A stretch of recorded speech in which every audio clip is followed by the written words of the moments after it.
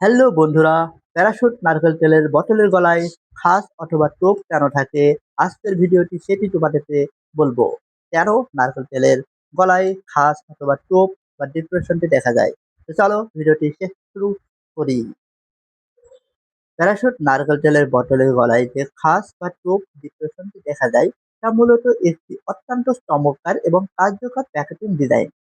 এটি কোনো সাধারণত ভুল বা ডিজাইন নয়, বরং এর পিছনে নির্দিষ্ট কিছু বৈজ্ঞানিক বা ব্যবহৃত কারণ রয়েছে। নারকেল তেল ব্যবহারের সময় হাত প্রায় তৈলাক্ত বা পিছলি হয়ে যায়। এই অবস্থায় সোজা ও মসৃণ বোতল হাত থেকে ফসকে পড়ে যেতে পারে।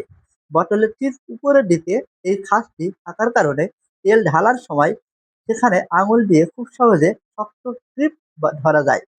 ফলে হাত পিছলে থাকলেও বোতলটি খুঁজতে পড়ে যায় না। শীতকালে নারকেল তেল জমে কঠিন হয়ে যায়। তখন তেল বের করার জন্য বোতলে চাপ দিতে হয়। বোতলের এই নির্দিষ্ট অংশ চাপ দিলে ভিতরে বায়ুর চাপ সহজে নিয়ন্ত্রণ হয় এবং তেল উপরের দিকে চলে আসে। আবার তেলে ঢালার পর বোতলটি সোজা করলেও ওই ফাঁকা জায়গাটি ভিতরের বাতাস চলাচলে সাহায্য করে, যা বোতলকে অতিরিক্ত ফোটাই ফোটাই হয়ে বোতলের গায়ে গড়িয়ে পড়া থেকে কিছুটা রক্ষা করে। প্যারাশুট ব্র্যান্ডিং বোতলের একটি নির্দিষ্ট ডিজাইনকে তাদেরকে একটি ট্রেড মার্ক ও নিজস্ব পরিচয়। স্থানীয় বাজারে প্যারাশুট তেলের প্রচুর নকল পণ্য পাওয়া যায়। এই জটিল খাদযুক্ত প্লাস্টিক বোতল তৈরি করতে বিশেষ ধরনের উন্নতি ডাই ও ছাটের প্রয়োজন হয়, যা সাধারণত নকলকারীদের পক্ষে হুবহু তৈরি করা বেশ কঠিন ও ব্যয়বহুল।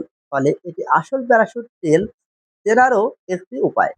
সংক্ষেপে বলতে গেলে এটি আপনার ব্যবহারের সুবিধার্থে এবং বোতলটিকে পিছলে হাতে থেকে সুরক্ষিত রাখতে এইভাবে ডিজাইনটি করা হয়েছে। তো আপনারা অবশ্যই পরিষ্কারভাবে বুঝে গিয়েছেন বোতলে গলায় কেন খাস এবং টোপ ডেকোরেশনটি দেখা যায়। তো ধন্যবাদ।